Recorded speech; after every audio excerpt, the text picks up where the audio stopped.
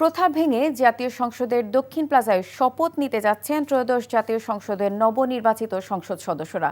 একই সাথে একই স্থানে শপথ পড়ানো হবে মন্ত্রিপরিষদ সদস্যদেরও। জাতীয় সংসদ সচিবালয়ের সচিব কানিজ মাওলা গণমাধ্যমকে জানান, মঙ্গলবার সকাল 10টায় দক্ষিণ প্লাজায় সংসদ সদস্যদের এবং বিকেল 4টায় নতুন সরকারের মন্ত্রিপরিষদের শপথের ব্যবস্থা করা হচ্ছে। সংসদ ভবন সূত্র জানিয়েছে, নবনির্বাচিত সংসদ সদস্যদের জন্য জাতীয় সংসদ ভবন নতুনভাবে সাজানো হচ্ছে। ভবনের অভ্যন্তরে ধোয়া মোছার কাজ চলছে এবং সবকিছু পরিষ্কার পরিচ্ছন্ন করা হয়েছে। সংসদের বাইরে সদস্যদের বরাদ্দকৃত কক্ষগুলো সাজানোর কাজও চলছে। গণ অভ্যুত্থানের সময় যেসব অংশ ক্ষতিগ্রস্ত হয়েছিল সেগুলো মেরামত করা হচ্ছে। নির্বাচনের দুদিন পর শনিবার থেকে সেখানে শপথ অনুষ্ঠান আয়োজনের প্রস্তুতি শুরু করেছে মন্ত্রিপরিষদ বিভাগ এবং সংসদ সচিবালয়।